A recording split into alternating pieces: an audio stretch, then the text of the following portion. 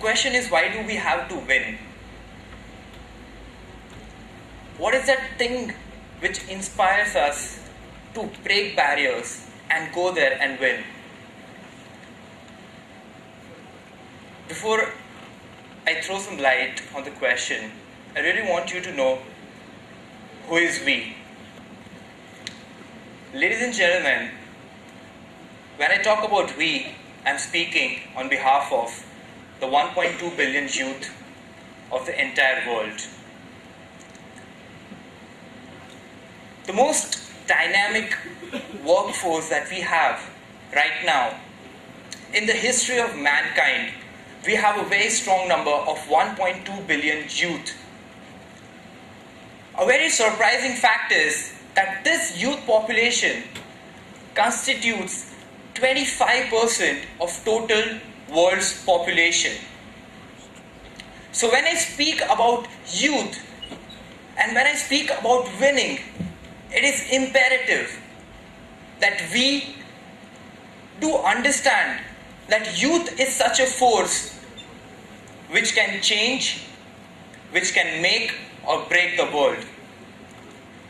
Before I go on, I just want to share my particular personal story.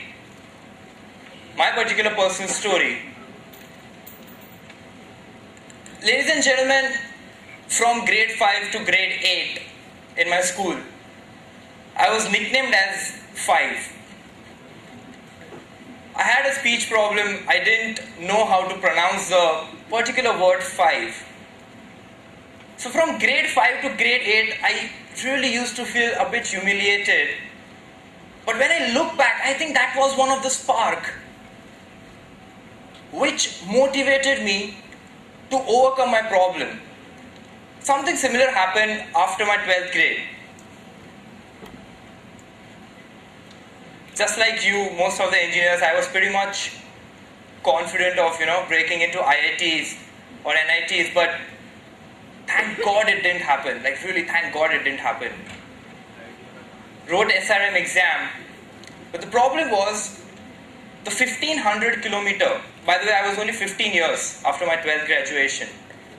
The problem was 1500 kilometers from my home to Chennai. And my parents were really skeptical about sending me, and so was I. So we went to a local college for seeking normal admission into a normal engineering college, just to be there near to the home. What happened that day was something which completely changed my attitude. The dean of that particular college rejected me because my rank student's admission was done a day before. So the problem was the admission was I had a higher rank and my day of admission had went. At that particular instant, I saw my parents pleading to that particular person to enroll me in some particular local college. At that time, I stood up and I completely said no to that particular process. I understood how does the education system in our country works. And I chose to come far from the home for 1500 kilometers for the next 4 years, and trust me, that was the best decision I've taken in my entire life. This was one of those sparks which motivated me to reach excellence as soon as I entered this particular college. From the day one, this was the pushing force which told me that I have to be different. And this still pushes me. I still remember those faces of my parents pleading to that particular local team. Ladies and gentlemen, in every life, there is some moments which are the spark moments. It's only about the perception. Some of you might look it as white and golden or blue and black. But there are moments like that. And you need to be very much observant. The problem that we generally face is that we let go of these moments.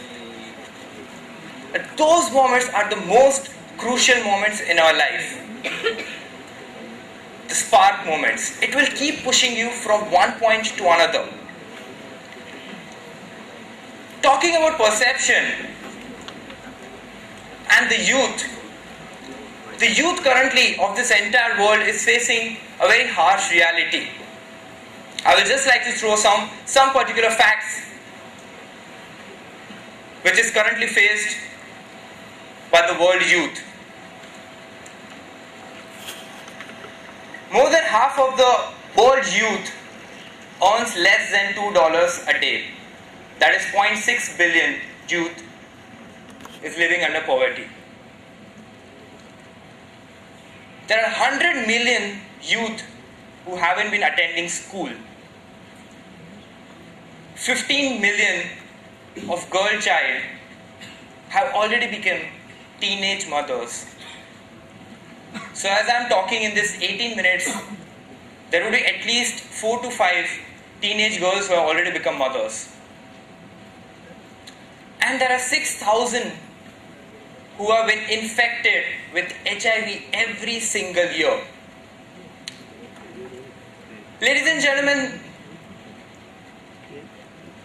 these particular challenges are like doors. Either you can think about them as hindrance to the development, or either you can think about them as an opportunity for you to go and work. The problem with these doors are that they have multiple keys and you do not know which is the right key. But the good part is that it definitely has a key. Now it depends on you and your will, that whether you have that particular will to go and step in. When I analyzed the entire world scenario, I had these problems in my mind. Poverty, gender equality, unemployment, global finances, education. These were the sum of the problems which are faced by the youth in the entire world, regardless of which country that particular youth is living in, or regarding what is the status quo of that particular country. These are the very common problems which are faced by the entire youth community around the world.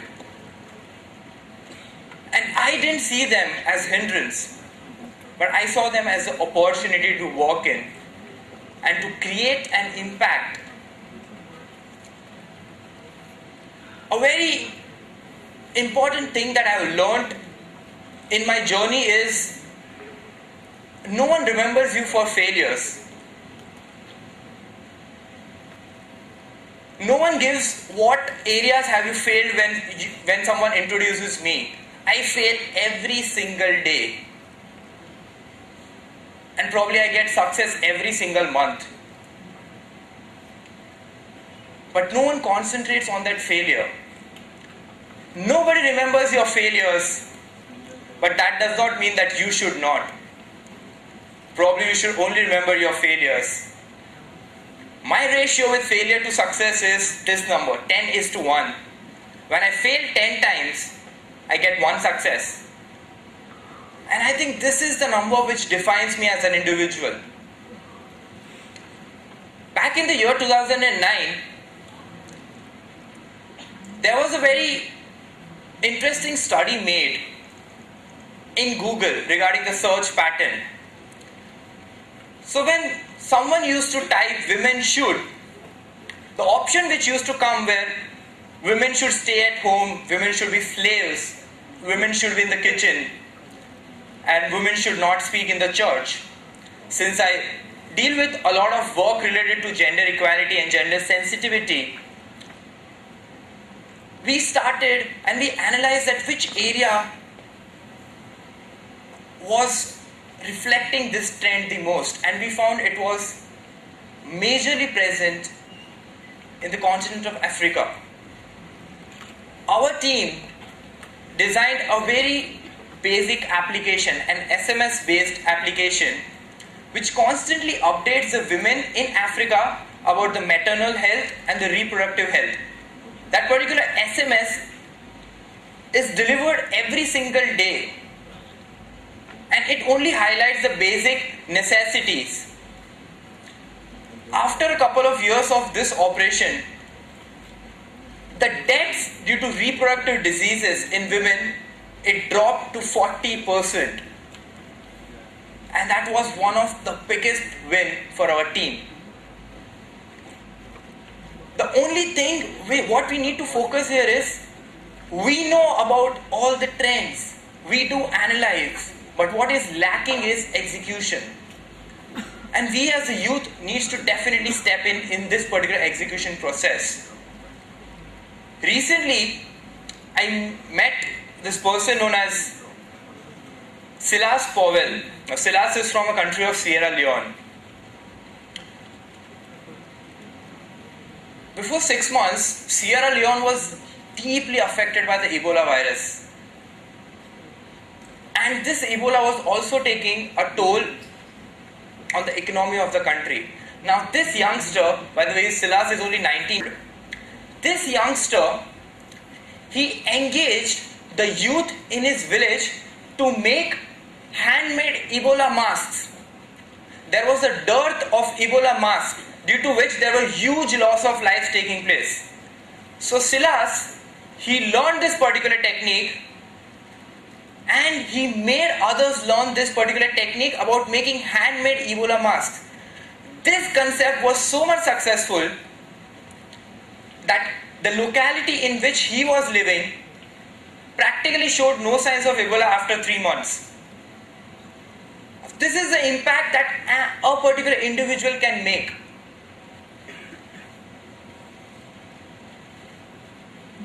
The most important link which I want you to remember is that it is the leadership which will define you. Not now, but from 20 years.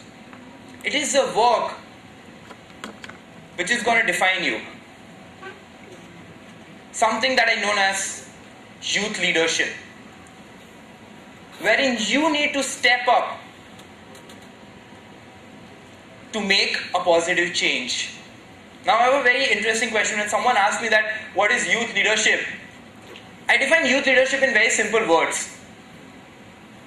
For me, youth leadership is empowering youth to foster a positive change. It's as simple as possible.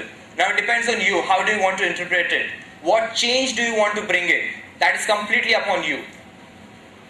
There is no fixed definition which says that this is the change that you need to bring. It's a very subjective term and it keeps on changing.